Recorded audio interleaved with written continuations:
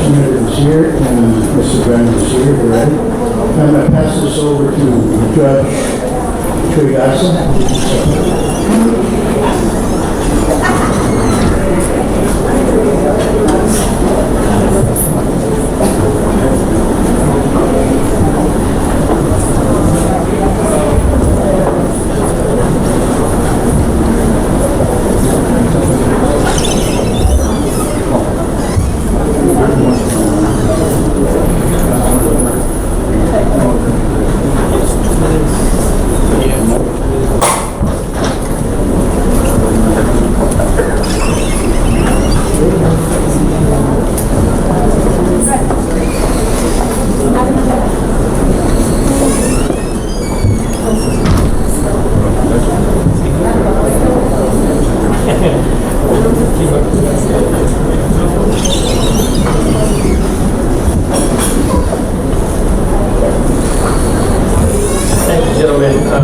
We'll continue with this oral debate. I want to thank Mr. Brennan for being here and Representative Raymond for being here. We appreciate it. Again, it's important. The public gets an opportunity to talk to both of you and actually listen to you and give your thoughts about what's going on. As you know, we heard from the city of Laredo candidates. They spoke about issues that affect the city of Laredo, obviously the streets, the water, things like that. When we get to the state level, the issues get a little bit more complicated because there's a lot more people involved in the process. So certainly your opinion matters. Because collectively we have to come out with a vote that hopefully represents the community. So the rules are basically to allow both parties to answer a question. 2 minutes to answer the question, and the other person has 2 minutes to respond. And there's 7 questions basically. I don't think there's any more questions that are going to come out, but we're going to go ahead and start with the opening statements from Mr. Richard Raymond. Thank you. There's one more to say, one more to talk about. 1 minute. 2 minutes. First of all, thank you very much, Judge. And for those of you that don't know us both well, I'm often mistaken for the judge, although I'm getting more gray hair than he is, so I think people are figuring it out. It doesn't happen as much. I want to thank my opponent, Mr. Joe Brennan. I didn't know him before he started running, before we met through the primary at one of the church gatherings, but I'm glad you're here, and I think this is constructive. I want to thank Paul Buitron, Paul, for putting this together and for starting the the debates and discussions that he's had for a while now. I've been to his podcast many times by now. I'm sure others in the audience have as well. And I think it's pretty cool that he does that. I think it's great that he has an interest in what's going on here in the state, in the city, but also I can tell you, the state representative, what's going on in the country. Throughout the state, throughout the country, he really advocated very strongly for parental rights. I don't know this time, I know you know some of it, but I do want to say it's been a privilege for me to serve in the Texas House of Representatives, and I am here tonight because I want to ask you your support. I want to continue working for you. I work hard. I care about the future. It's important to me. And when, for example, yesterday when Congressman Quaid and I announced that Laredo would be getting $1.6 billion for our infrastructure on top of everything that we've done up to now. What I said and what I announced at that press conference is that allows Laredo, I think, for us to go into another level of opportunity in terms of our economic development, in terms of creating more jobs, more interest by companies from other parts of the state and country to come here, because we're no longer just a gateway to Mexico. We are the gateway to Latin America. And with that comes a lot of jobs and a lot of opportunities. So a lot of things we've been talking about, a lot of things I've worked on, but I wanted to use that as an example.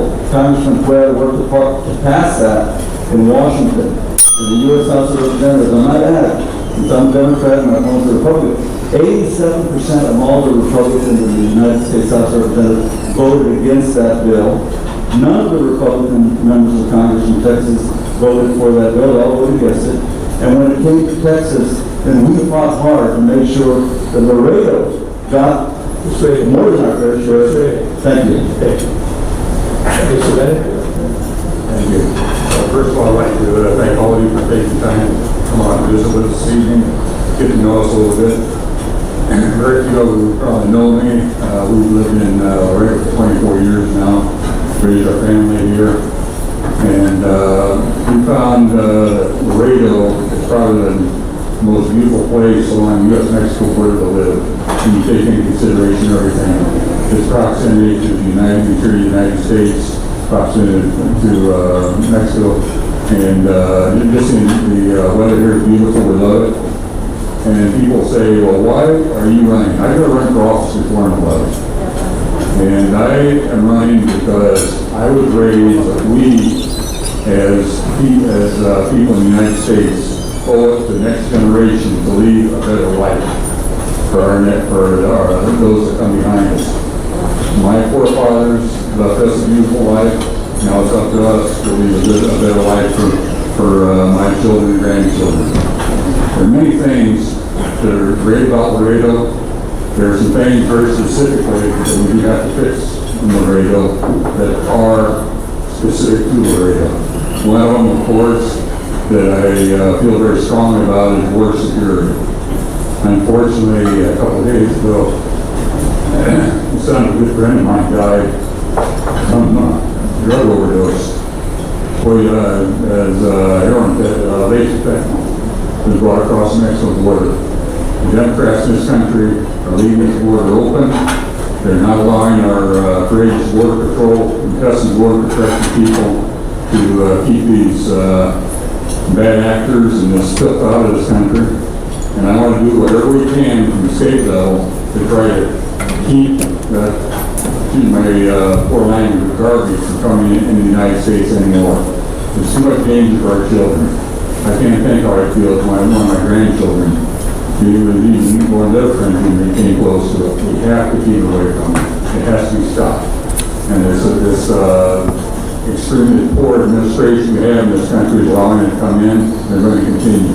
It's great that they are willing to come down here and spend money on roads. We need the roads in Laredo. We have a problem out on Lyons Road, I-35 East to improve. And it's great we have money to do it. That's the great thing about the United States. We have that wealth. But if we do not fix these underlying problems we have right now, this country will not have that wealth for a long time. And we have to do it at a local level.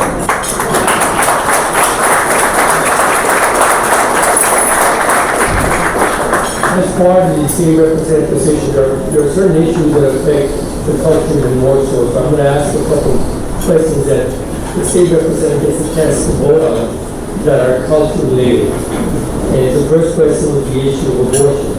As you know, the U.S. Supreme Court ruled this past summer to allow the states to establish laws related to abortion.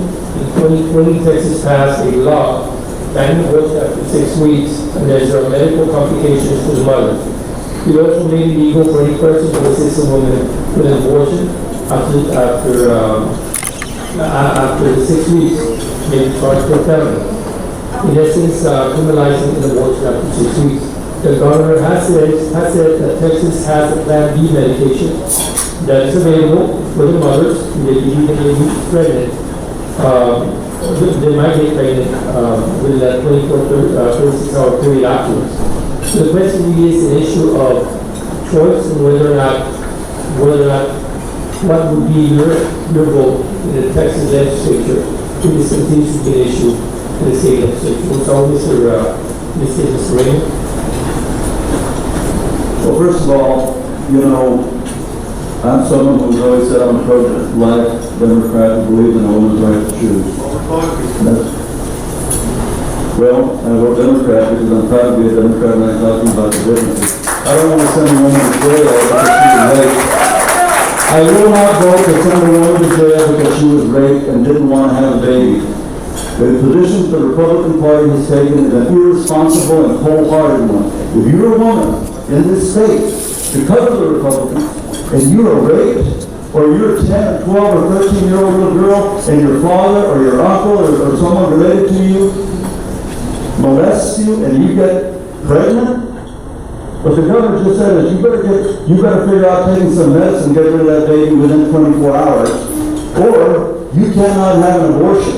They will force you to have an abortion. They're giving rapists more rights than they're giving the women who have been raped. That is wrong. That's why I'm a Democrat.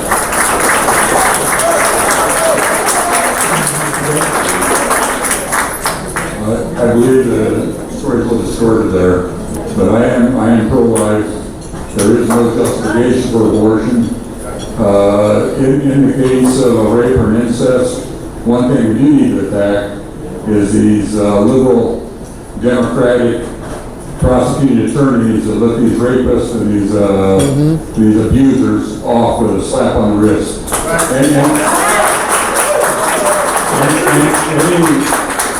You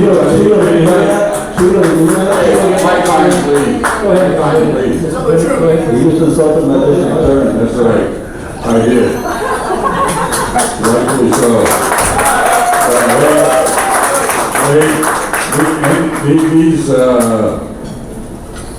what are we going to call them, so-called prosecuting attorneys we have around here, that let these rapists and the abusers off with a slap on the wrist should have their law license removed, and the rapist or the abuser, in the case if there is an abortion because of that, then that person should be charged with capital murder because he has provoked a murder, and he is the cause of it, not somebody else. No, we cannot have open abortion anywhere in the United States because it is murder. Every state in the country has laws against murder, and to say that, well, it's a woman's body, yes, it is a woman's body, but if you really look at it, the embryonic sac separates that embryo and that little baby's life from the mother itself. The fetus is living, takes the blood out of the mother and lives off of that, but they are actually two separate human lives. At what point does it become a human life? I'm not a scientist, but if we were going to go down that road of permitting any sort of abortion, any sort, then we have to strengthen and reinforce the laws against other criminal actors that provoke some of these problems, such as rapists and abusers. Thank you, Mr. Reddick.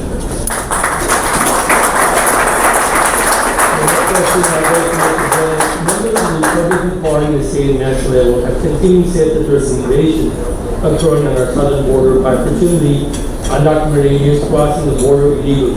Do you think there's an invasion, and do you still support a border wall to keep them out? Mr. Reddick? There definitely is an invasion. When you have 150, 200,000 people coming across the border illegally, that is an invasion. It's not an orderly immigration if they were come across the bridge. That's immigration. Invasion is somebody just entering your country without permission. Is the border wall the correct answer to that? I think would help a lot. It would be a deterrent. There are other ways. We're working on legislation right now. Even though I'm not in the legislature, I've been in contact with state legislators. We are working on legislation for deterrence. People that once they get into Texas, if they have, we're going to try to pass laws that will allow the Border Patrol agents and Customs and Immigration people to deport felons out of this country. We're going to create laws that those illegal immigrants coming across here and commit a second law infraction will become a felon. And they will leave the country and they will not come back. We have to deter these people from coming in. It's been said, and I have to believe a certain degree it's true, that a lot of these countries are doing exactly what Cuba did back there in the Mayoral boat, when the Cubans came in from, when they sent all the criminals out of the Cuban prisons into Florida. I think some of these other countries, such as Haiti and other countries, are sending the criminals into Mexico and the United States. These bad actors will get into our inner cities in the southern United States, and they're going to cause havoc in the future when things get rough. Okay?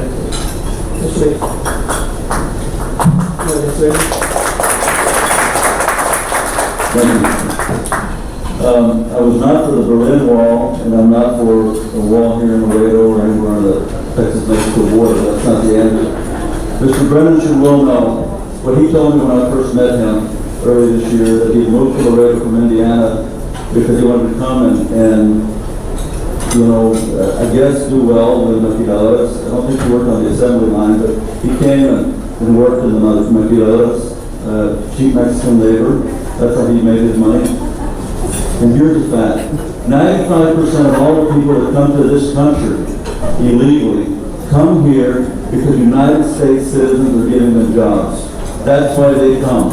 That's why they come. And you know why? Because our economy cannot survive with just the population we have in the United States of America. What we need to do, not change citizenship laws, leave them as they are. It's a long line to become a United States citizen. But we have the H-1B visa program right now where people come to this country when United States citizens cannot fill the high-end, high-tech jobs. We start hiring people from other countries. They come in with an H-1B visa. They don't get citizenship. We should do the same thing for all the hotels, all the restaurants, all the construction companies, all of these operations out there that would not survive but for all the immigrants that come to this country. We can have workforce agreements. And if we have workforce agreements with these countries to make sure our economy thrives, just like Donald Trump's, he couldn't build a building in New York City without immigrants. He couldn't build Mar-a-Lago without immigrants. So let's recognize that we need to have these workforce agreements instead of allowing those coyotes to sexually abuse these women and kids that they bring across the river, or to bring them in here illegally under the cover of night. We can do this right, but I feel like my Republican colleagues and friends don't want to solve the immigration problem because they want to keep going after demonizing immigrants. We're all immigrants. We're a nation of immigrants. And we can do this right with workforce agreements because we need that workforce.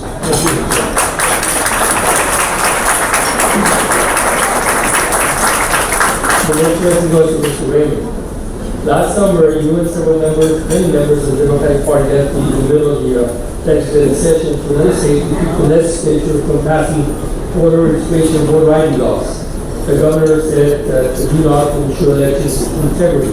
Eventually, the Democrats did come back and the law was passed. Do you feel that it was necessary to travel out of town? Was there an accomplishment made somehow by leaving town and coming back? The founding fathers of this country, to which Mr. Brennan alluded, the founding fathers of this country left in place something called a quorum. You have to have a quorum to conduct business. And the reason they put that in there was that there would be times, not very often, but there would be times. There was a time when a Republican named Abraham Lincoln broke a quorum in Illinois when he was in the Illinois legislature. We broke a quorum because what we saw going on in Texas and you see across this country is Republicans continue to try to figure out how they can make it harder and harder for people to vote. Specifically, more specifically, blacks and browns, Hispanics and African Americans, and poor whites, I might add, make it hard for poor whites to vote as well. So yeah, we took a stand. We took a stand to say enough is enough. We want a society where we're not going backwards like they did in the Dr. King fought in the 1950s and died in the 1960s so that more people would have the right to vote. I have framed in my office in Austin, Texas, a poll tax that my father paid. My father and my mother and my grandparents had to pay a poll tax to be able to vote. And if you couldn't afford to pay the poll tax, you couldn't vote. That's where they're trying to take us back because you know what? They don't want more people to vote. They want fewer people to vote. I want everybody to vote even if my candidate doesn't win. So, yes, I'm going to fight for voting rights until my last dying breath, because that's what a democracy and the United States of America is about. Giving everybody a chance to be part of the American dream.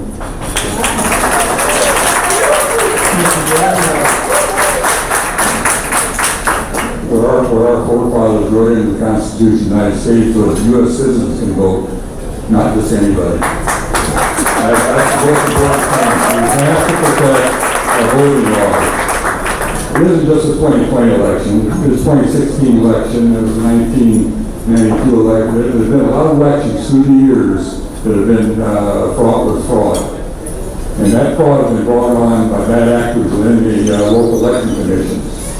I am for, and I will do what I can to get past. We must get back to paper ballots. We have to eliminate the electronic voting machines. There has to be voter ID at all polling stations. Absolutely no mail-in ballots under any circumstance. because we have to maintain integrity in our voting system. If you think we have problems with people coming across the border right now, the invasion, it is an invasion. Quite contrary to what the Democrats might like to say, it is an invasion. These people are going to get into the inner cities and up in San Antonio, Dallas, Houston, which is the voting strength of Texas. They get into Chicago, New York, and they are going to work however they can, such as New York, to try to get a driver's license, so with that they can go vote. And that's not right. If you're not a U.S. citizen, you should not vote in the United States of America.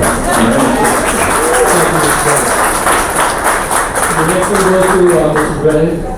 After the Uvalde shooting of 19 children and 2 teachers, the Uvalde Parish has continued to press the Texas governor to set up a special session to deal with the issue of gun control. Specifically, the issue dealing with raising the age limit of semi-automatic weapons like the AR-15, 21, passing red flag laws, reinstating the law for new gun owners to take classes in universal background checks. Should the state go back and deal with those issues at a special session, or when is the doctor turning gun rights? The tragedy of Uvalde was terrible, and it never should have happened. There's 2 things we have to look at. One, and the first one is, what happened to that young man to make him pull the trigger? He was very unhappy. He was very disillusioned with life in general for him to even have gone in there and do that. The state legislature needs to take on what causes these people to commit these crimes. The gun didn't pull the trigger. It takes a human being to pull the trigger. There have been other heinous crimes in this country besides from guns. You've had people in New York City chopping people up with machetes. And it doesn't take a license or anything to get those. So if somebody wants to do damage, somebody wants to kill somebody, they can do it. It doesn't have to do with a gun. It can do with a bow and arrow. It can do with a machete. It can do with a knife. It can do with explosives. Look what happened at the Boston Marathon a few years ago, where those people took some simple household chemicals, put some nails in pressure cooking pots you buy at the local store, and set them off at the end of the marathon run. And how many people lost their legs? There were 2 or 3 people killed there also. So the solution, the answer isn't don't run out and let's control more guns. What we have to do is we have to solve these social problems we have. The people, young people, this young man in Uvalde, for example, I've seen other young people. What do they have to look forward to when they get out of high school? A lot of our educated say, well, how about college? Well, not everybody likes to go to college. Not everybody's a student. They want to go out and work. They want to have a good paying job when they get out of school. But what do they have? We have all these people coming in illegally, taking jobs. We're talking H-1B1 visas. We have everybody in this country we need with capabilities. The people are getting taken out H-1B1 visas for the nurses, the computer engineers, computer programs, things like that, because they can pay them less money if they bring them from the Philippines or from South Korea or someplace else than what they would have to pay somebody from the United States the same skill set. H-1B1 visa, those jobs need to be left for the people who live in this country, were born and raised in this country, went through our school system. Our school system has to prepare them for that life. Thank you, sir. First of all, I didn't answer your question, so I'll yield 10 seconds. Do you believe the governor should have had a special session to try to address some of the issues that you... Not necessary. Not necessary. Okay, it's not that important to you. Okay, it's not that important to you. Let me tell you what's important. It's not necessary. It's not that important to you. You know, it was important to the governor to have a special session so that we would make sure that a law passed and you couldn't, that you could not cut somebody's tree on their personal home if it was more than 20 inches in diameter. We needed a special session for that, but not for what happened in Uvalde. Okay, let me tell you something. One of the biggest Republican contributors, supporters, and donors is one of the largest construction companies in the state. And he hires people who are here illegally all the time to construct the homes that people live in. Now, Mr. Brennan, if you know where there are Americans that are willing to take those jobs, or take the jobs that, you know, working in restaurants, hotels, etc., you need to tell these Republicans that are big donors, because they're the ones that are hiring all these people that come here illegally. Okay? And so, I mean, if the workforce is there, I guess I'll agree with Mr. Brown on this. If you believe that the American workforce is there to fill all those jobs, but all they need to do is pay them more, then I would ask, are you in favor of increasing or minimum wage increasing? Wages should be market controlled. They should not be controlled by the government. Well, We need the government out of our lives. Okay, so then he doesn't care whether the wages go up, but he says, hey, they come here illegally, U.S. citizens would take those jobs and you pay them more. So I mean, let's solve this problem. Let's be honest with the American people. We don't have to give people citizenship. They're not asking for citizenship. But we have all these, including Republicans, that hire all these folks who come here illegally. They're the ones that get rich, not the little guy working there in the ditch. It's the guys that own the hotels, the construction companies, the restaurant chains. They're the ones that get rich off of illegal immigration labor.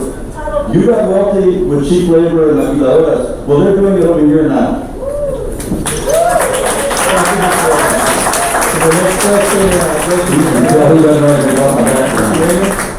next question. As part of the Biden administration passage of the infrastructure law this past summer, the Texas Transportation Department allotted $1.6 million to the Laredo District Building. for the Transportation Department in Texas for about 10 projects, I believe. Is that going to resolve many of the economic issues in Laredo, or are there any other projects that you think are necessary that have not been funded? That's right. Yes, that's right. So the $1.6 billion, well, there's more than 10, I think there are 15 projects along with the, in addition to the project that we already have in place. For example, on the loop, we will have an overpass, just like you see the one we did on Clark, the one we did on Pearson, what we did on 359. You're going to see that through the entire loop, and all those will be done at one time, and I believe they go up to bid next year or this year. Later this year or early next year. The $1.6 billion continues to add to that to build the infrastructure. As was noted, we're going to have 4 interstates that come into Laredo, including Interstate 35 and 69 and 27. We don't think there's any other city in the state that will have 4 interstates. We will in fact be a tremendous magnet for more economic development and jobs and more companies coming here to Laredo. This is a tremendous investment and it hurts me. It bothers me that not one single Republican member of Congress in the state of Texas voted for it, and that 87% of all the Republicans in the U.S. Congress voted against it. Mr. Brennan, would you have voted for or against it? Would you vote with your party or against your party? I didn't read the bill. So Oh, you didn't read the bill, okay. Will you like the $1.6 billion we're getting in Laredo, or are you against that? No, we needed money. Oh, okay. So maybe you'd have voted for it. Well, so Judge, it will continue to move us, I think, to another level of opportunity for more people in my community, in our community, in the region, to be honest with you. We should work in the region. We do that, partnerships from here to San Antonio, to the Valley, to Corpus Christi. This is a tremendous investment. I am very proud of the Congressman for having passed it. I'm proud of the work we then did in Austin to make sure that that amount of money came here to Laredo.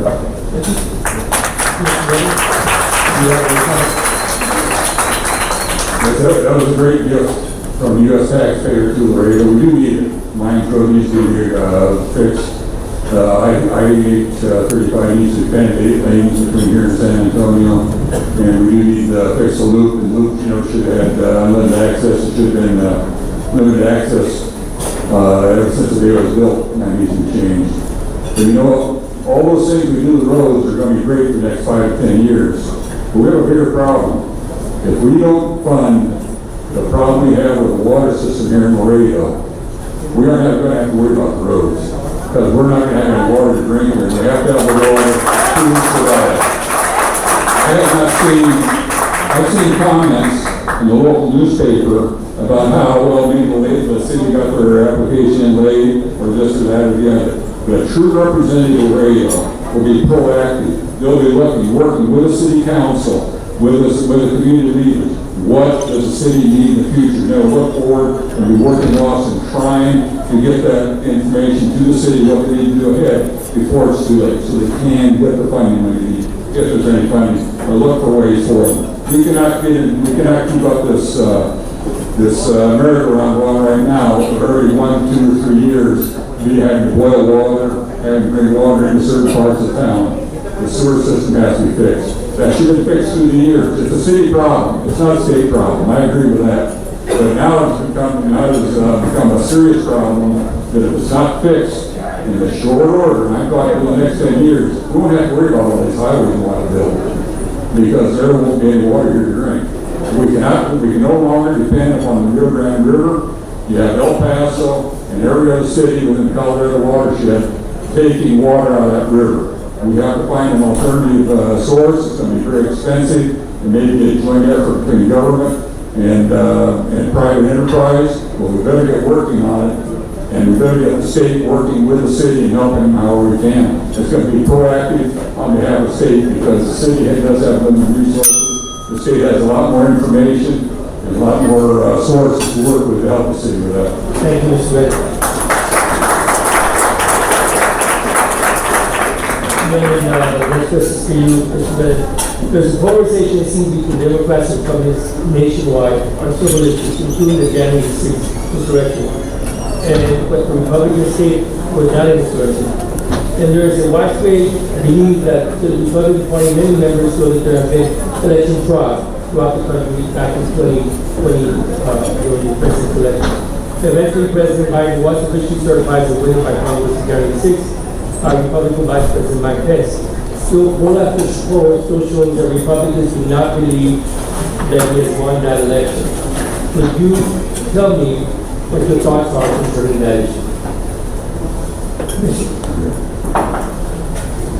There's been fraud in U.S. elections since the days of Tammany Hall. It's been going on forever.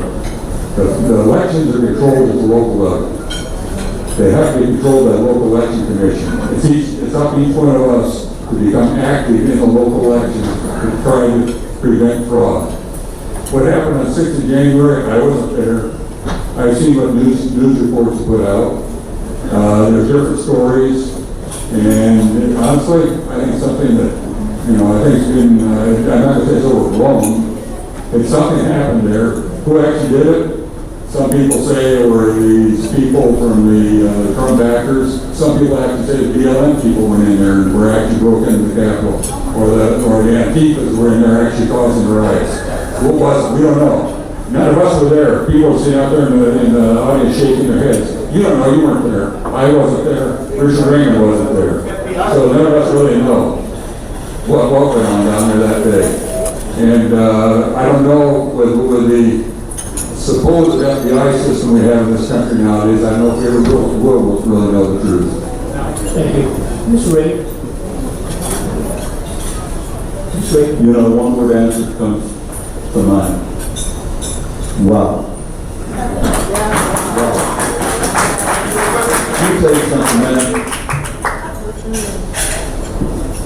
I guess when Trump won the election, there wasn't fraud.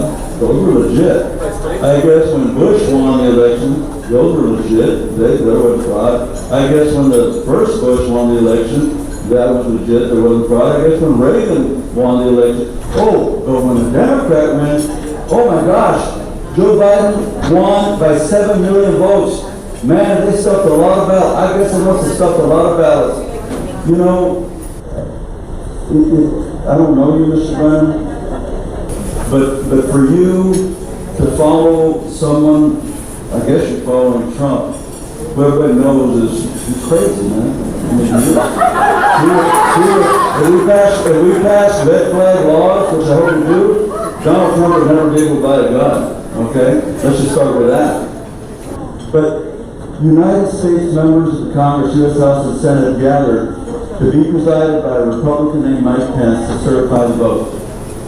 Donald Trump, Mr. Brennan and his crew, went to 55 courts across the country and lost every single time, including with judges that were appointed by Donald Trump, federal judges that said, no, you're wrong, there's no evidence, there's no evidence, no evidence, no evidence. They, of course it is. I couldn't have lost. There's no way I could lose,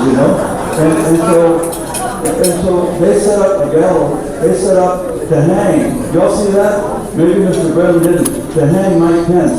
And they would have hung him had they gotten his hands on him, because that's what they thought was a way to stop the certification of the states so that we would have the president who was duly elected. And look, we can disagree on issues, guys, but when you look at this, Mr. Brennan, and say, I wasn't there, you weren't there, we don't know what happened, the members who were there, Democrats, Republican members of the House and Senate, they are witnesses. I don't know what to say, Judge, for him to say that, it's just wow. Thank you. Last question, both of you. The last question I have is that, if you get elected or elected as state representative, goes to both of you at the same time, you are in fact, elected. Do you think you can work with the other party to bring together some type of bipartisan basis to pass some of the laws and for the benefit of our community? Or is the political discourse so far separated and we're not able to put it together? You have to go with the party. Either one of them can answer the question. Everybody has to work with the other party when there are meaningful, fair laws for everybody. We have to always be working and trying to pass laws that will improve our society, improve life for our heirs that are coming along. So we have to work for the other party. You have to. Every state in the country have members of legislation across lines and vote both ways, what's best for their community. I know when I'm in Austin, I will only vote for what's good for Laredo. I don't care about what's good for the rest of them. I'm going to concentrate on the 180,000, 200,000 constituents that I will have in Laredo. They're who I'm going to focus on. If it's not good for them, I will not vote for it.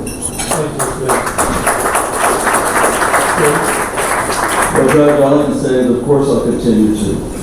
You know, if you watch my record, I am a Democrat who joined together with Republicans, and we wrote a bill to make sure that we would have police fully funded, and we could not defund the police in the state of Texas. I passed that. I was out there even before Republicans were saying we have got to do something about lowering property taxes, because when Republicans took over, and especially with Governor Abbott, there's my friend, I'm getting wrong on this. We went from the state providing nearly 60% of funding for local schools to about then the state providing more than 40%. So what that meant is what it meant is that your property taxes have gone up every year under Governor Abbott. What I have done is said we have to pull that back. People pay too much in property taxes. And I hammered on that, and I hammered on that. I've introduced bills to lower property taxes by $6 billion, and Republicans, my dear friends, would not let me bring it to the floor.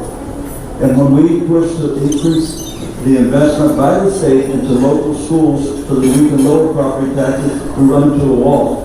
Of course I'm going to work with it. When we finally passed some property tax reform, I was the guy that wrote the bill. I sat down with Governor Abbott specifically to try to get him to move on this, and he finally did. So I will always do that. I'm always going to fight for what is best, not just for Laredo. Our title says state representative. I will fight, of course, for Laredo as I have. And there are a lot of things I'm proud that we've been able to bring into Laredo, but we have to look at the entire state. And that's what I work, that's why I work with every member, whether they're from the Valley, they're from the Panhandle, they're from Northeast Texas, Southeast Texas, and Paso. It doesn't matter to me. I work so that this whole state can move forward.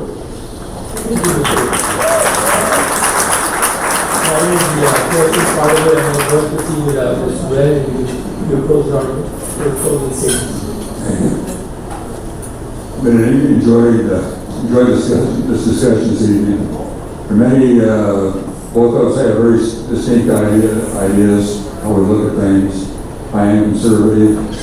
It is my belief the core of this great country of ours are family values. The center of our country, of our government, everything we have in this country is the family. And that's what we need to focus on. We need to focus on the family unit. We need to focus on the education of our children at the state, and we need to improve it. As it came out in the newspaper today, we have a couple of the worst performing schools in the state in Laredo. Those need to be fixed. We need to return control of the schools to the local entities. The school system in the United States was originally set up as a decentralized system. But through the years, ever since the formation of the Secretary of Health, Education, and Welfare, they tried to pull control of the school system into Washington. We need to return it to the community. We need to return it to each school district. They need to be autonomous. We need to get the state out of our business, our school business. We need to get property taxes down. If you look at your property taxes that Ms. Rain was talking about, over half of your property taxes from the school district itself. The state legislature reduced overall participation of state leading up to each district to create the property, to create the taxes on the homeowners and the property owners in that district. It's up to each one of us to go to those districts. What are you spending our money on? We have to control the school district in order to get these taxes down. The state cannot finance everything. We have local responsibility. From the state, we need to support you. We need to support the community on what's needed for education and the welfare of Laredo. But Laredo has to work for themselves also. Thank you, Mr. Wilson. That concludes our forum. I want to thank you, Mr. Bennett. Thank you, Jack.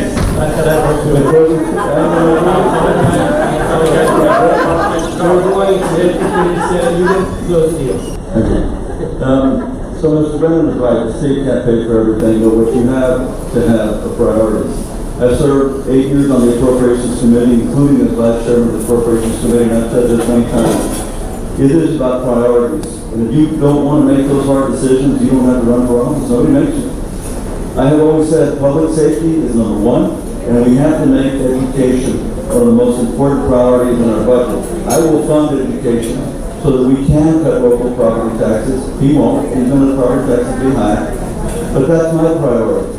And so, you know, looking forward, I also say this. A priority for me, our families, our faith. Until I introduced the bill to put the words "in God we trust" in the Texas House of Representatives, nobody had ever done it. I did it. I thought it was important. One night we were discussing, the debate got too mean. And the next morning I said, I've got to do something. God help me. Please give me some guidance. I opened my eyes after the prayer and I thought, let's put the word "in God we trust" up there, and we did. It's our national motto. We have this since 1857. But also, during this last session, I passed a bill because that's something that I saw happen during this pandemic that I didn't like. Churches were shut down. I passed legislation going to one of my Republican colleagues, who's a pastor, from Representative Sanford from the Plano area. We passed a bill together that said the government would never again in the state of Texas be able to shut down churches. If you don't want to go to church, you don't have to go to church. But if we have a pandemic and you want to go to church, and you want to wear 1 mask, 2 masks, 3 masks to protect yourself, then you have to do that. I'm proud that I passed that bill. I'm proud that I said there's some limits that have to be met. The government cannot shut down churches. And I'll say this, I needed it. Faith has always been important to me my whole life. My whole life. My oldest son, whose faith was even stronger than mine, and Judge Emma takes in 1 second, passed away in December of 2019.